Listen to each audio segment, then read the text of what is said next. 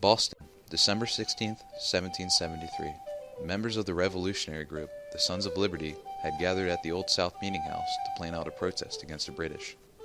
After they had spent the day working out their protest, Samuel Adams began to lead an army of over 100 revolutionaries to Griffin's Wharf, where the British tea ships had been docked.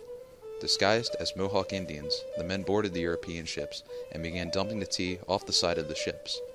After about 3 hours, the men had dumped 342 chests of East India Company tea into the ocean, causing more than $1 million in damage relative to today's currency. Once the event had subsided, the men immediately fled Boston to evade arrest. Once the news of the event reached London, the British entirely shut down Griffin's Wharf through the Boston Port Act, requiring the colonists to pay for the financial damage done to the East India Company. Many colonists became outraged after experiencing the effects of the 1774 Intolerable Acts, causing many more colonists to turn against the British. The Boston Tea Party is considered to be the first organized rebellion against the British, sparking the revolt that eventually led up to the Revolutionary War. If this initial act of protest had never happened, we may have never gained the independence that we have today.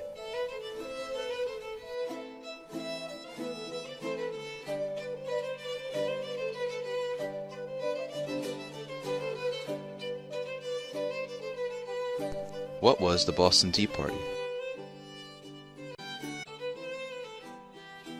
The Boston Tea Party was a political protest in Boston by the political group the Sons of Liberty on December 16, 1773. Demonstrators disguised as Native Americans destroyed entire shipments of tea sent by the East India Company. Why were the demonstrators dressed as Native Americans? The demonstrators were dressed as Native Americans so the British authorities would think that it was the natives destroying the tea, not any colonists. Why were the Sons of Liberty dumping tea in the first place? The Boston Tea Party was the apex of resistance against the Tea Act throughout the British colonies. Colonists believed that it violated their rights to be taxed without any representation. What exactly was the Tea Act? The Tea Act, passed in 1773 by the Parliament of Great Britain, was a large tax that was put on tea. The act was meant to help the British East India Company survive financially. It also was supposed to cut the extremely large amount of tea held by the company. The colonists were not so much upset by the tax itself, but rather their lack of input. How did the resistance to the Tea Act begin?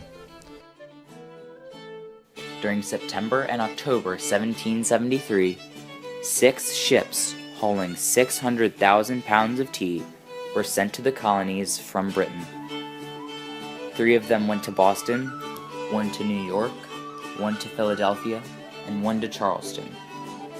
The colonists learned the specifics of the Tea Act while this tea was being shipped. The Sons of Liberty protested the idea of any sort of taxation without their representation and the amount of power the British government had over their colonies.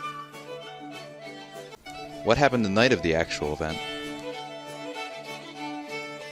In the middle of the meeting at the Old South Meeting House, led by Samuel Adams, people poured out and went to Griffin's Wharf. There were 3 ships holding tea there. A group of 30 to 130 men, dressed as Mohawk warriors, dumped 342 chests of tea into the Atlantic Ocean over the course of 3 hours. What was the British reaction to the Boston Tea Party?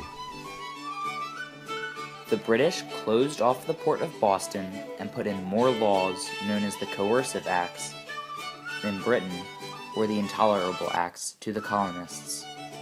The laws took away Massachusetts' self-government and other rights, which outraged the colonists. These were key developments that led to the outbreak of the American Revolutionary War 2 years later.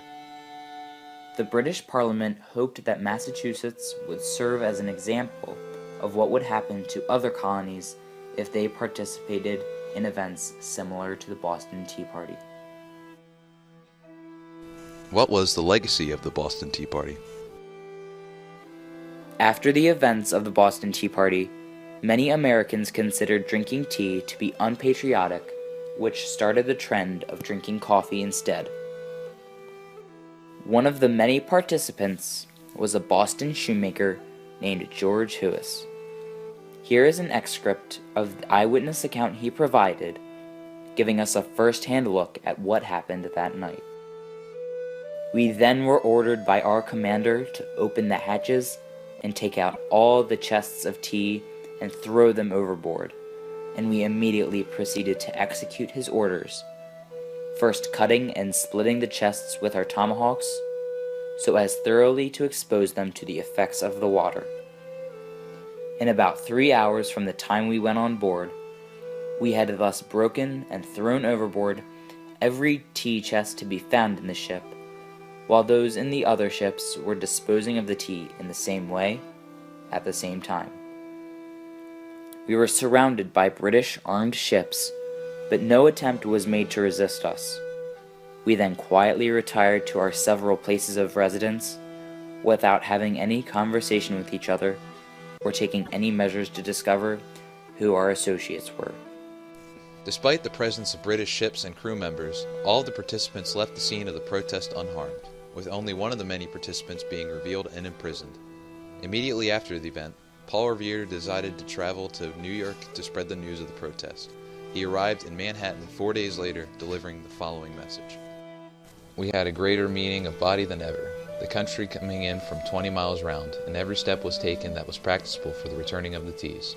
The moment it was known out of doors that Mr. Roch could not obtain a pass for a ship by the castle, a number of people huzzaed in the street, and in very little time, every ounce of the teas on board the Captain Hall, Bruce, and Coffin was immersed in the bay, without the least injury to the private property. The spirit of the people on this occasion surprised all parties who viewed the scene. After reaching New York, the news was then able to spread throughout all the colonies, inspiring other colonists to engage in similar protests.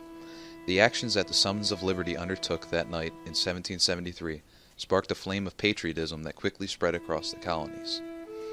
This single event united a nation, allowing for us to be able to successfully fight through a revolutionary war, winning us the independence that we all enjoy today.